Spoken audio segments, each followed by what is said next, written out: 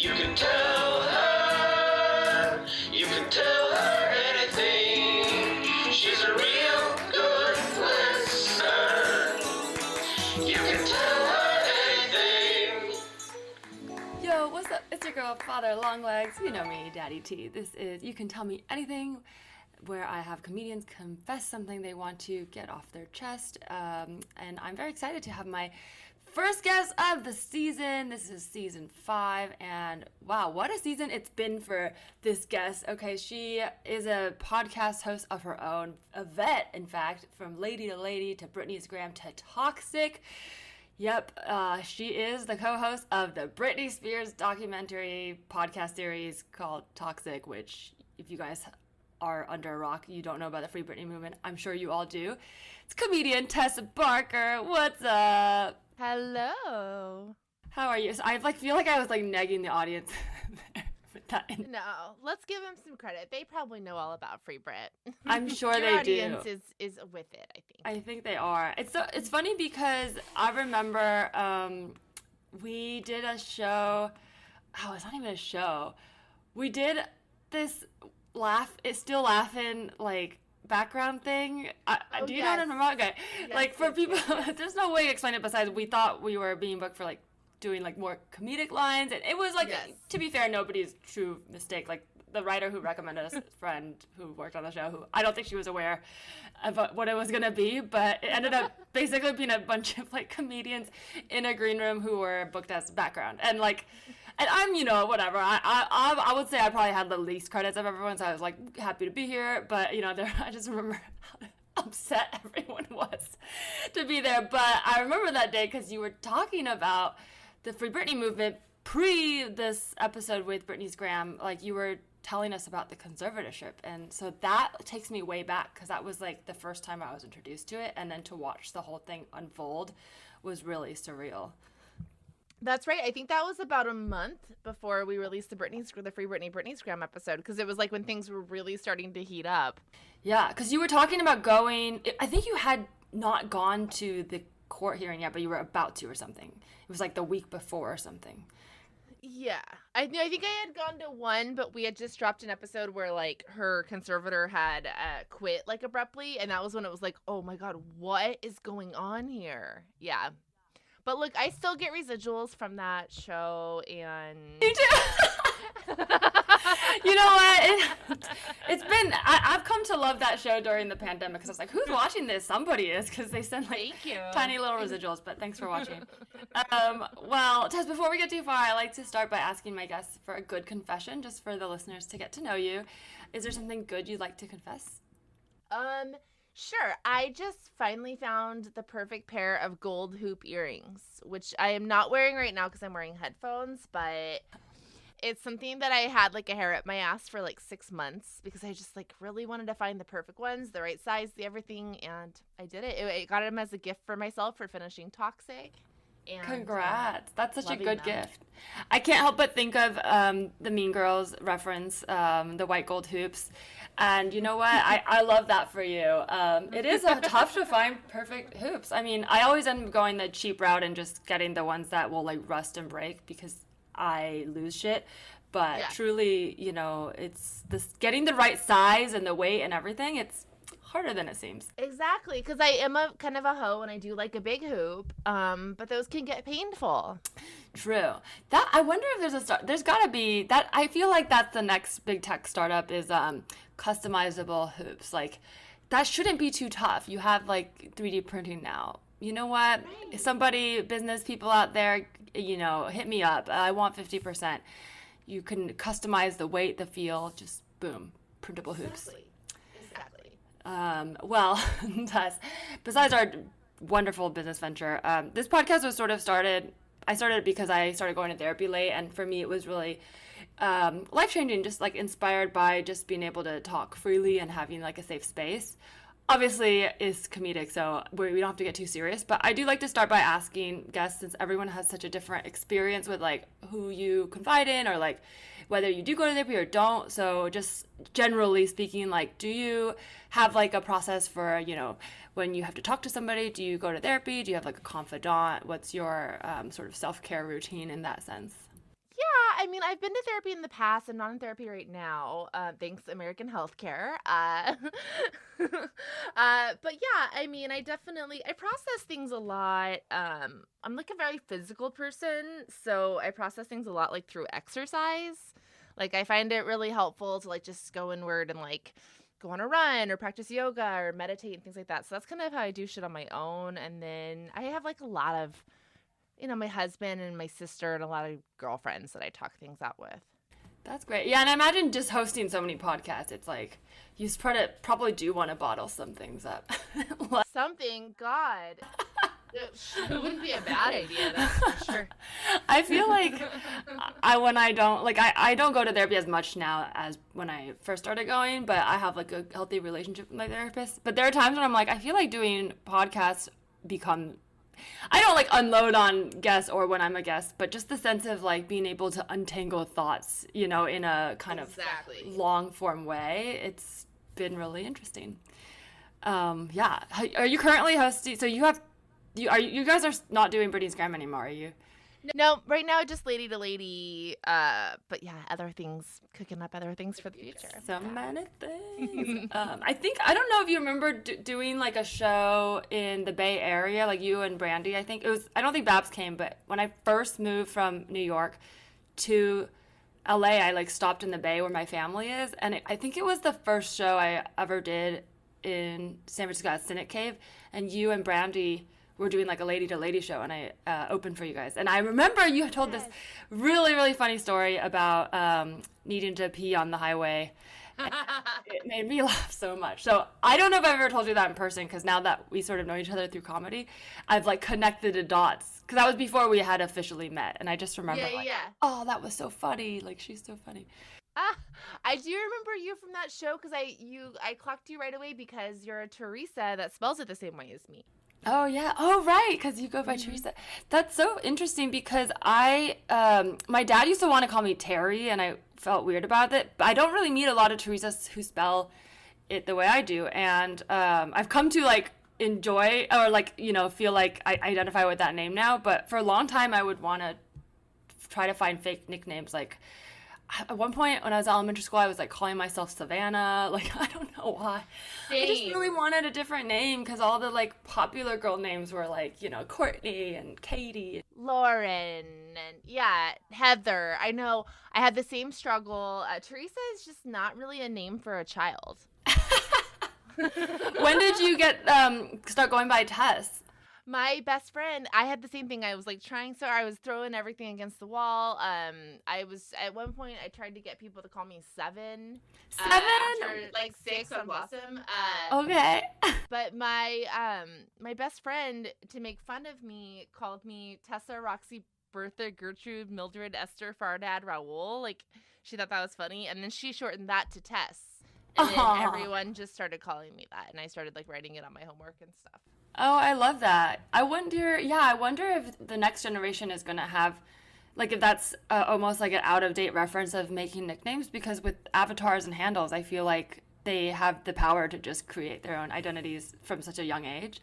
But that was a big thing, just drawing, like, creating our own signature, figuring out, like, what to call your clique. I mean, I'm going to sound so old. I think I'm, like, young when I talk about what it was like being young, and I'm like, this is like when parents are like, oh, you're wearing your beach thongs to the, like, and I'm like, what the fuck are you talking about?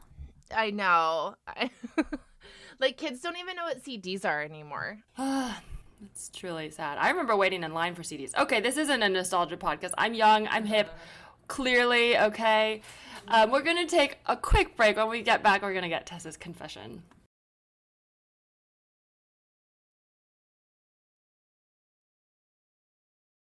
And we're back. Tess, the time has come. Is there anything you'd like to tell me? Yes, sure. So I did not graduate junior high. Oh, okay.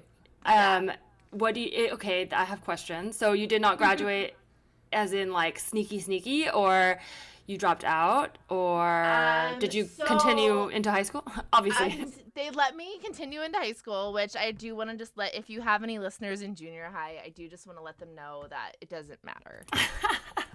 Okay, so was this a intentional choice?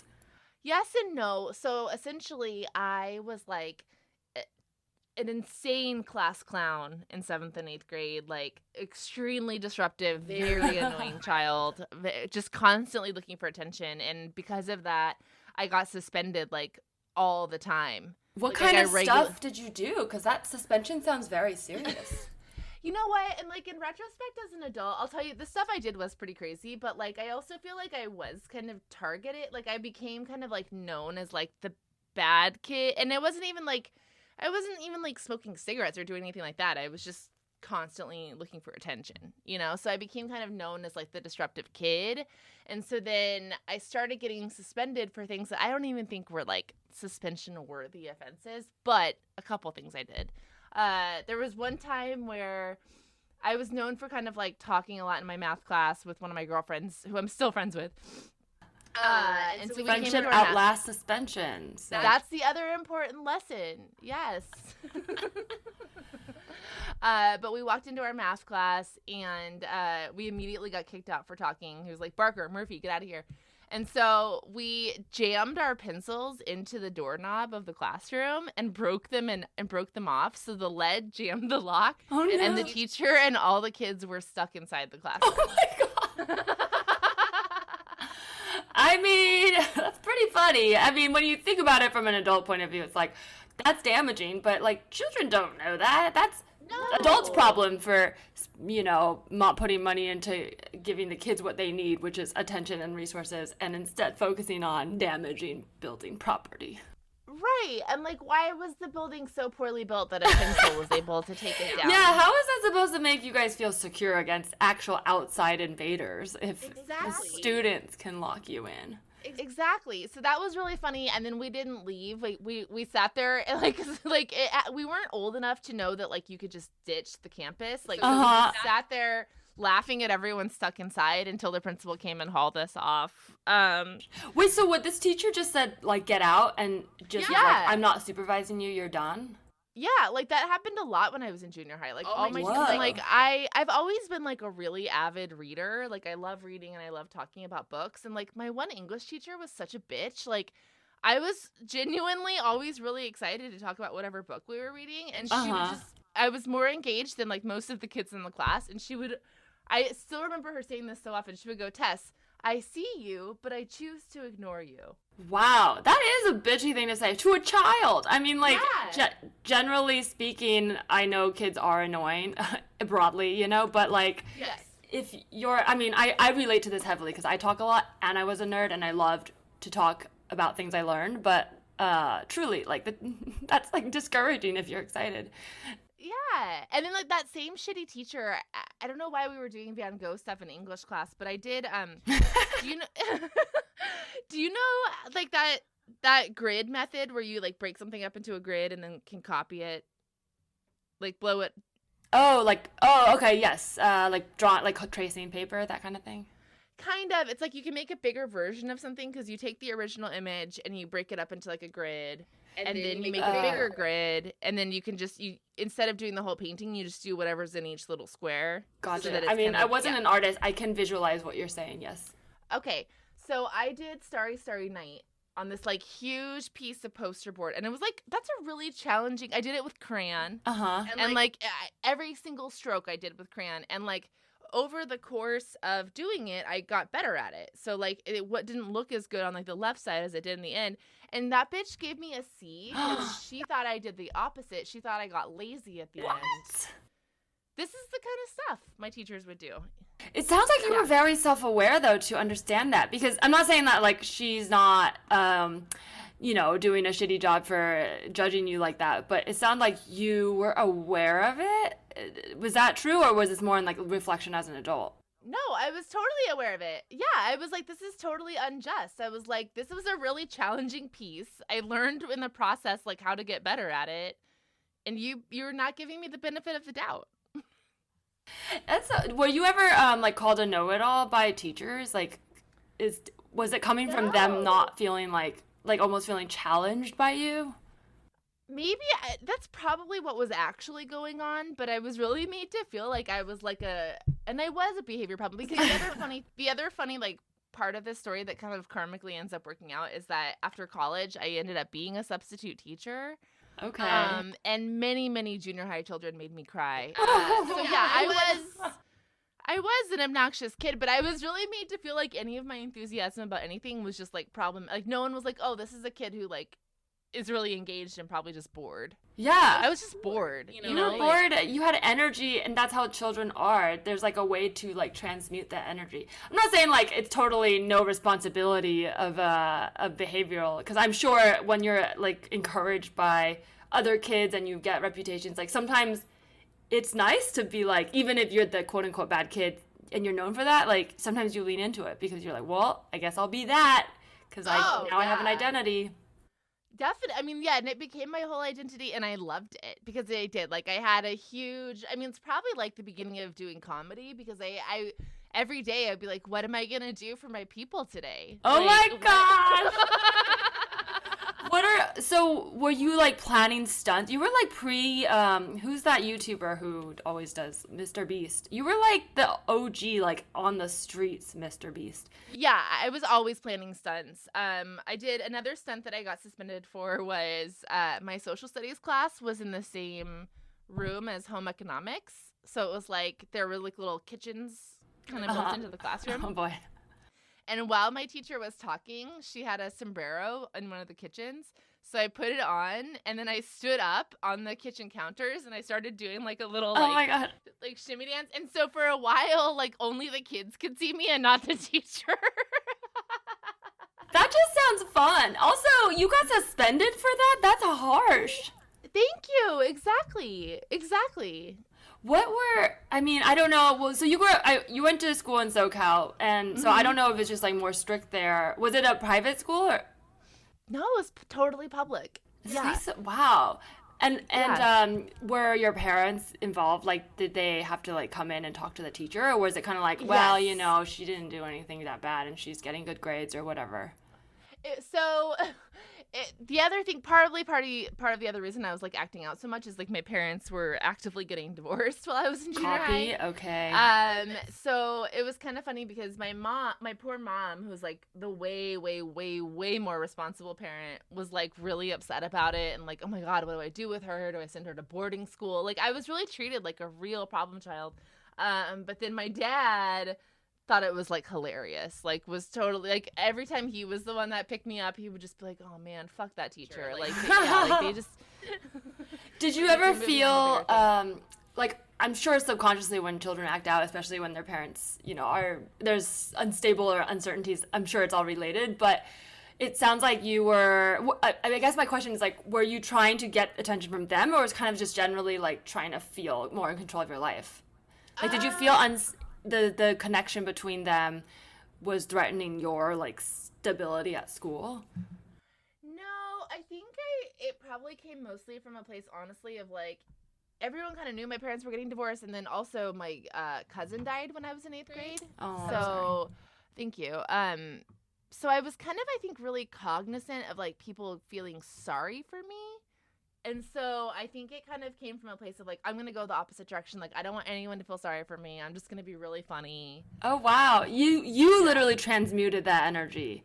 Because it's almost like people were already eyes on you, but it wasn't the attention you wanted. So then you were like, well, let me give them a show. And then you're like, now it's nice. And then you're like hooked on the good attention. Yeah, exactly. Yeah, it was definitely like deflection and like trying to get people to like look somewhere else, I think.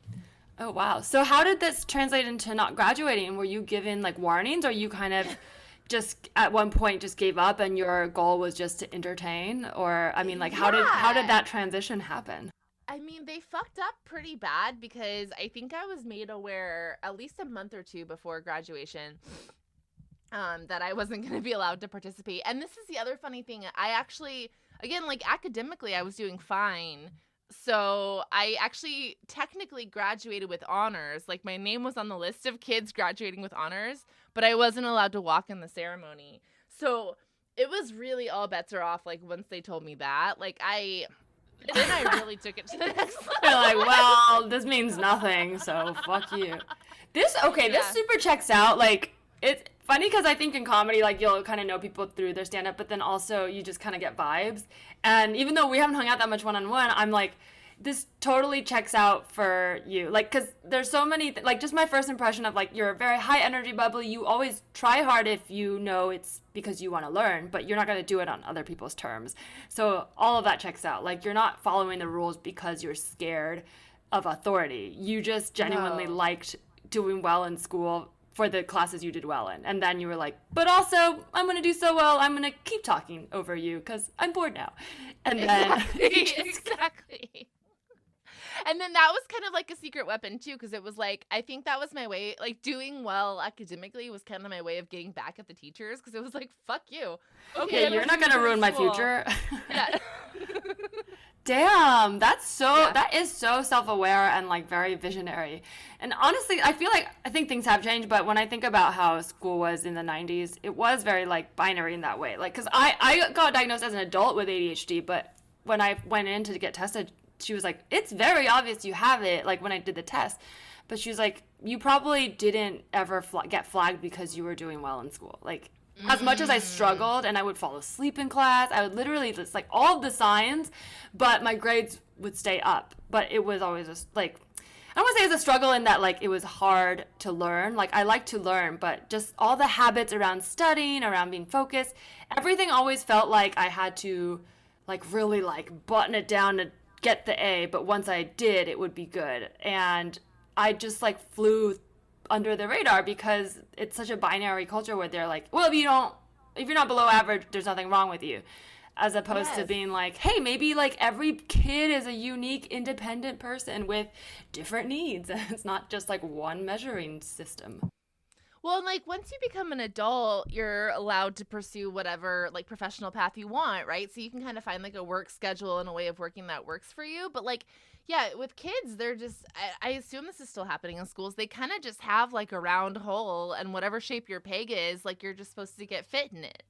Yeah, that's a great way to put it. And you also have worked in you are a journalist, but outside of comedy, you've done investigative journalism, even pre this Free Britney stuff. And this to me kind of checks out in that very, like, active mind energy sense, because if you like to entertain, you also like to research and learn and know. So I'm curious how your, like, career path took you into that. I know you're a writer, but were you doing all that together at once, just, like, juggling everything, or did you sort of go from one into the other? Yeah, I was sort of juggling everything. I mean, the way I got into journalism, I mean, I've always been, like, a pretty avid, like, news reader. I've always liked to read the paper and stuff like that. But I actually had, like, a friend through comedy who was working at MTV News and who was just like, hey, do you want a job? And I was just like, yeah, I need a job. And so he hired me at MTV News, and I figured out, like, pretty quickly that I enjoyed doing sort of editorial stuff. And I think just as a function of, like, because I was on staff, I just constantly needed to be writing stuff. And so I'm just, like, a curious person. And so I started to do sort of more and more kind of investigative stuff there. But I don't know, I like doing, like, more kind of, like, personal narrative shit. I don't know. I guess I've, like, run a pretty wide gamut of, like, media shit I like to do. But yeah, it was kind of just like an accident. Like, I just kind of, like, got a job at MTV News and started pitching kind of more investigative things. Because I think it is that thing of, like, it's easier for me to do a job where I'm, like, killing myself than to do one that I find boring. Like, I can't do something I find boring. So I think it was just, like, a way for me to, like, up the stakes and, like, keep work interesting for myself. That makes sense. I mean, in a way, it is just, like, you have so much energy, but if you're putting in the wrong thing, it's actually it's almost like it's bouncing back to you, right? It's like, I don't know how ions work, but I imagine that's, like, negative, positive charges. Like, it doesn't matter how strong a charge is. If it's the wrong, like, charge, negative, positive, it's going to bounce back. But if you can get it to go towards the right place, it's, like, extremely powerful. Yes, then it's, like, perfectly exerted, and then you can actually relax at the end of the day. Like, yeah, I think it's kind of like when a dog doesn't get enough exercise. Yeah, oh my God. I'm like that when I wake up and I just talk. I'll wake up at 6 a.m. My boyfriend will wake up, like, 10 or 11 sometimes, and as soon as he wakes up, yeah, I mean, he also, like, it's just, you know, whatever, especially if we're on the weekends. I don't think you have to wake up early, so it's not like he's being a bum, but I just... 6 on the weekend? Not on purpose. This is a pandemic, post-pandemic, for some reason I wake up with the sun, and it hasn't stopped. So now I'm like, I think that's just, I can say safely that's a thing about me, but it wasn't true before. But yes, I wake up cool, though. automatically. Yeah, now I like it because I don't have to set alarms anymore, and I take naps during the day, so it's not like I'm awake for 12 hours. But he'll wake up and I'll start talking at my pace, which is fairly fast, but not so fast that I think it's wild. And he'll go, "Oh my gosh, it's literally 5 minutes into my day and you're talking at me." I'm like, "Oh yeah, that's right. Well, I've been awake for 4 hours." My mom used to do that to me when I was a teenager, and it would drive me crazy. She would come into my room at like 6:30 a.m. and like, as if we were in the middle of a conversation. Like, she would wake me up with like, "Did you make an appointment for the dentist yet? Where's your da-da-da-da-da? Where's your book? Where's your shoes?" And I'm like, "Mom, what? Get out! Get out!" I was just gonna ask about your like family dynamic. Are you all talkers like that too? It sounds like your dad enjoys your sense of humor. Yeah, my whole family enjoys. We all have like the same sense of humor. Like my brother and sister and I, we all have like the same laugh. So it's, again, very off-putting, very obnoxious when we're all together. We all have like this really loud belly laugh, and yeah, we're pretty like loud people. Definitely, yeah, I would say like pretty big talkers. Yeah, all kind of like adrenaline junkies. Yeah. Oh, that's so fun. I love families that like all speak the same language in that sense. You know, when even though I think if someone's not used to that, at first it might take a minute because, you know, I interrupt a lot. I'm trying to get better at it. But my family does it so much. Like, I think I'm the one in the family who's like worked on it more. When people are around us, they're like, "Oh, I see why you're like that." Like, exactly. Yeah, in my family, it's like not even. It's not rude to interrupt someone because no one's even like clocking that they've been interrupted. Like, that's just kind of, right? Is that how it is for you guys too? Like, you just kind of are all on top of each other. You're like exchanging information and it's free flowing. So it's almost like, it's like now I just feel like I'm describing a circus where I'm like, we're acrobatics, we're throwing balls, or catching balls everywhere, left and right. Man. Well, I mean, obviously it's funny now looking back because you are doing what you want and what you love to do. But, what was like, did you ever like kind of quote unquote calm down, or did you kind of just follow your authentic self and the world just adapted to you? Like, what was high school like? I kind of just followed my authentic self and the world adapted to me. I mean, yeah, I stayed kind of wacky in high school. That kind of manifested itself in high school as like the way that I dressed. I was a really like loud dresser, so I kind of became very like performative in like the outfits I would wear. Like there was one year where I only wore stuff that was neon orange and lime green. Okay. Like, I had neon orange Doc Martens, and like I used a Cabbage Patch suitcase instead of a backpack. Cabbage Patch suitcase. I love that.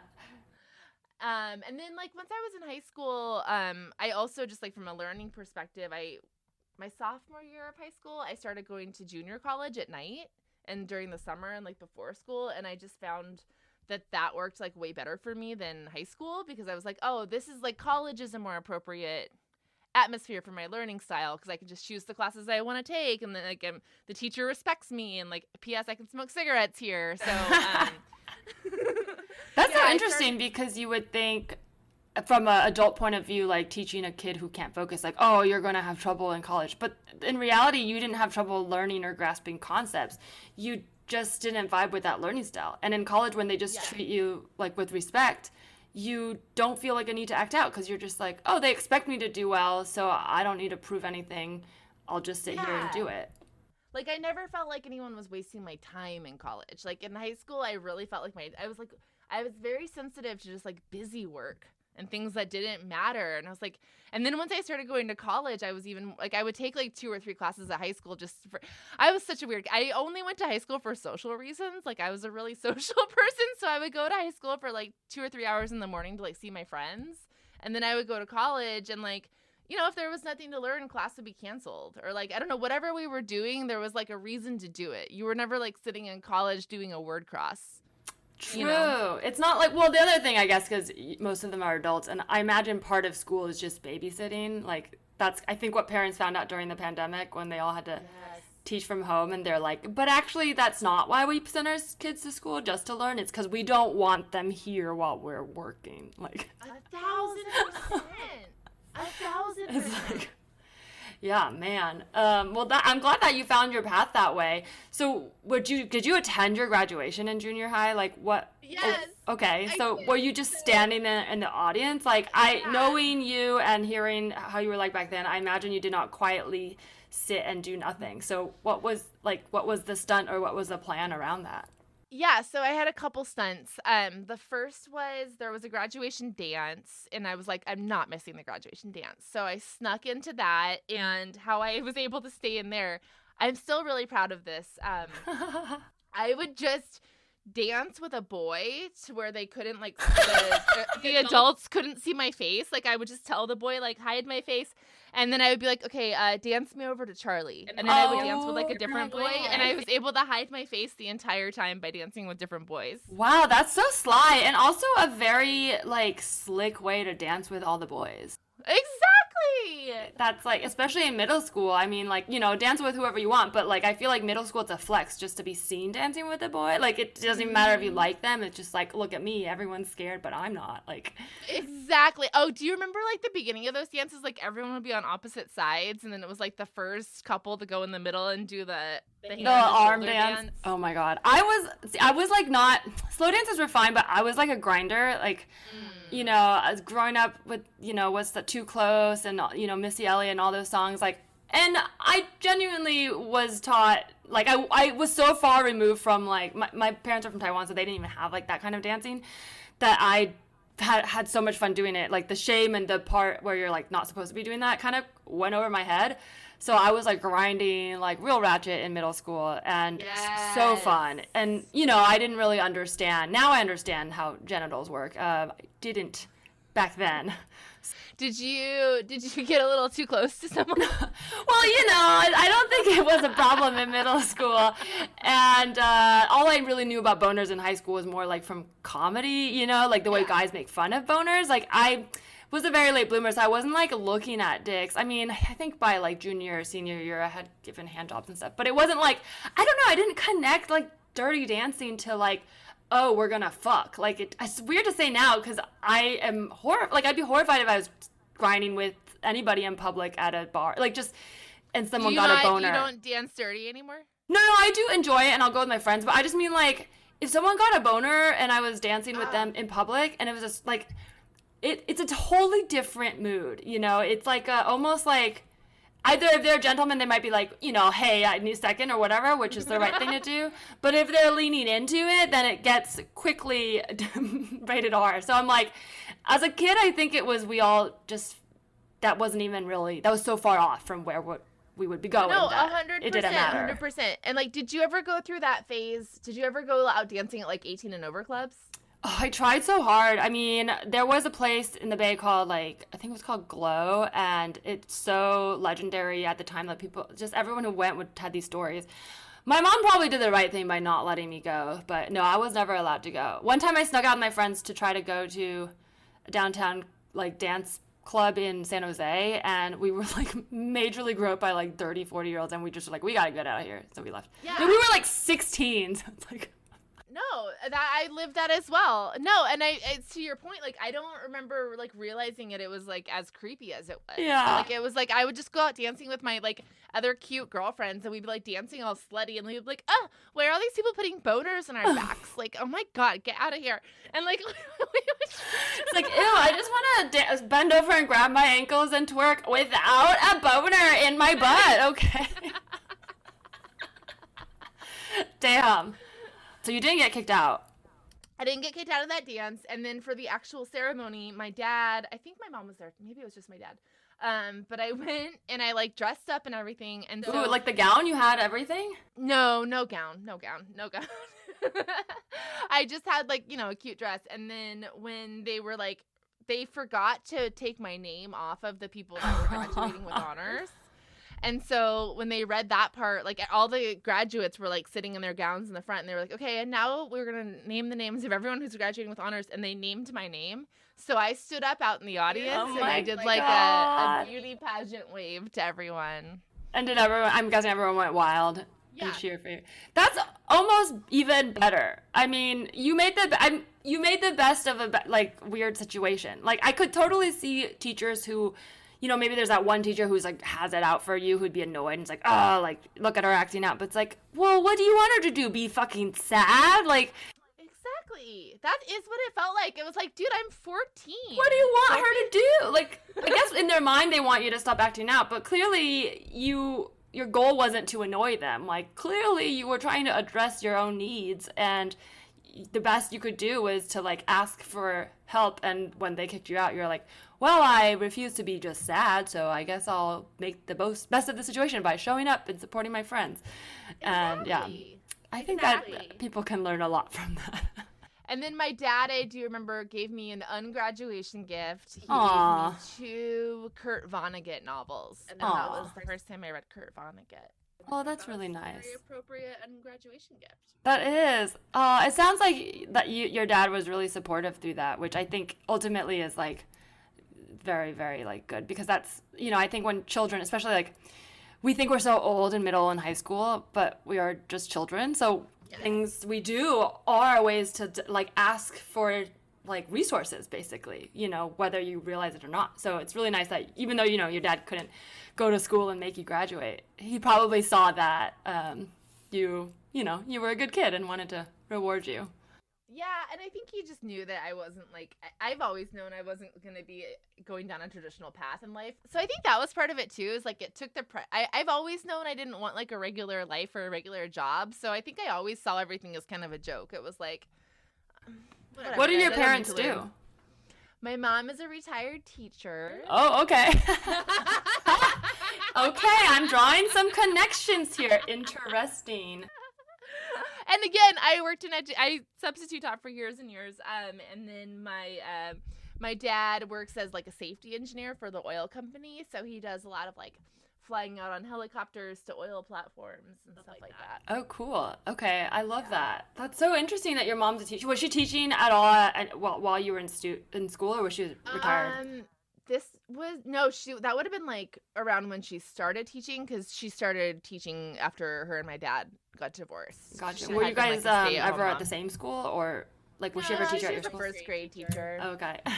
Yeah.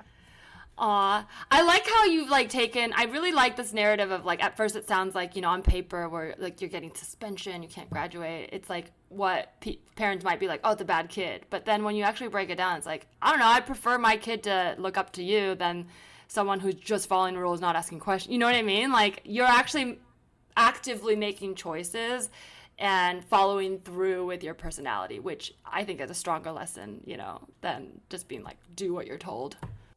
Yeah, well, and like then coming from a teaching angle and like having worked with junior high kids, like I know that like that is the age kids kind of display that sort. Like if you have a strong personality, it shows up when you're that age. Yeah, that's true. Were you ever involved in anything dangerous, like stunts that got out of hand where you were scared? In junior high, no. I was a little bit of like a pyromaniac. Oh, okay. Burn the lead. I think this was like my freshman year of high school. I had a couple other friends, and like we really liked playing with fire. Like this was like the year before we started smoking pot. So I think we just needed something to do. And a lot of days after school, we would just like take a stack of newspapers and light them on fire. Whoa. And it was really fun. But one time we were at the park lighting shit on fire. And again, this is like, when people were like, oh my God, I'm so glad I didn't have TikTok when I was young. This is what we were doing instead. We were lighting shit on fire. Oh my God. Wow. True. I think TikTok would have saved your teachers and yourself a lot of headaches, because you would have gotten that validation from the internet. Strangers. Yeah. Also could have been dangerous, okay? I don't want to discount the worries people have. But, damn, like wow, the things we had to entertain ourselves with. That's, I mean, there's really not much more to say about the Pyromaniac thing. Well, I'm glad you didn't get hurt. No, but the last time I played with fire, the fire did get too big, and it was really scary. Yeah, like it it was kind of a windy day, and like the fire just kind of ballooned into like a bigger thing. And my friends and I, we were able to like eventually get it out, but there was like a few seconds where it was like, oh fuck, we're gonna light this park on fire. Like it's gonna catch. Oh yeah, because once it catches, right, and you don't have extinguishers. Yeah. And then was that the end of all that, or you're like, we gotta do one more to make sure? No, that was the end of that, but it was a good run.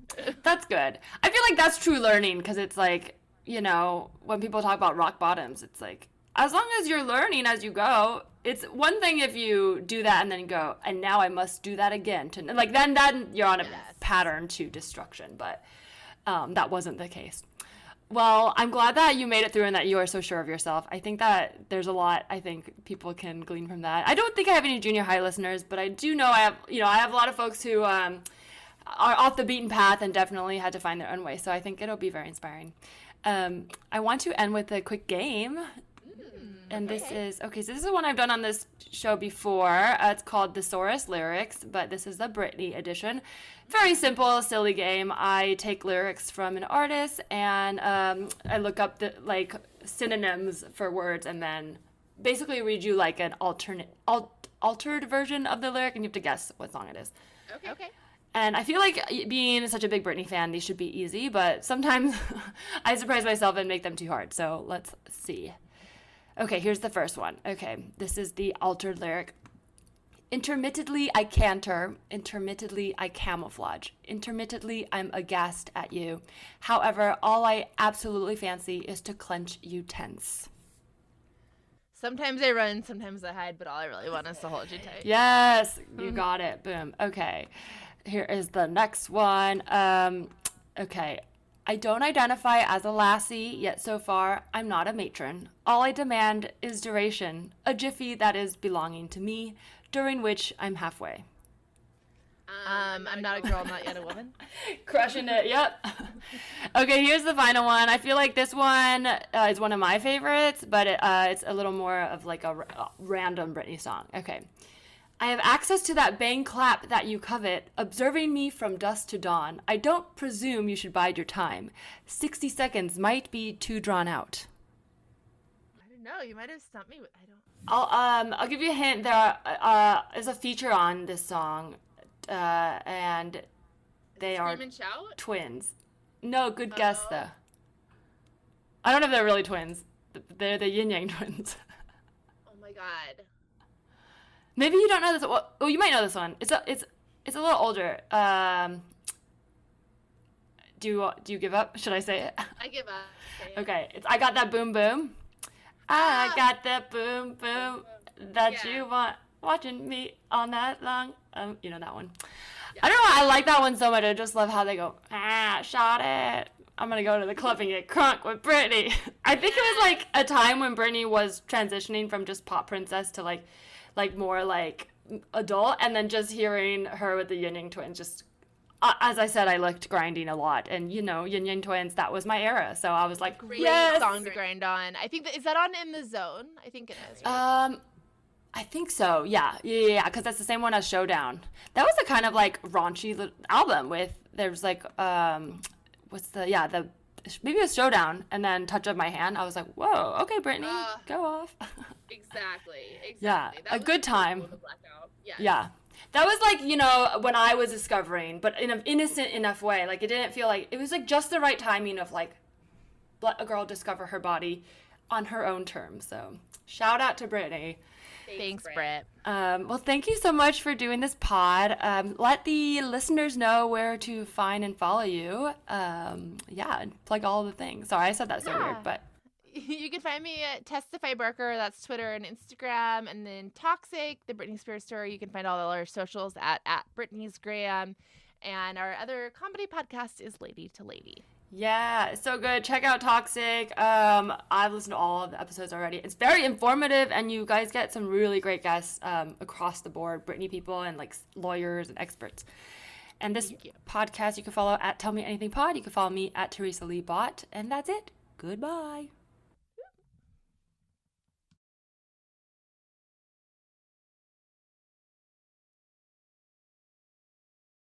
Thank you for listening to You Can Tell Me Anything. You Can Tell Me Anything is a comedic podcast created and produced by Teresa Lee on the Hoo Ha Ha Podcast Network. The Hoo Ha Ha team is Ashley McAtee, Audrey Povar, Maggie Wheat-Austin, Cardi Assad, and Stephanie Binot. The theme song for this podcast was created by Cody Johnston. The outro music was written by Shipwrecked Sailor.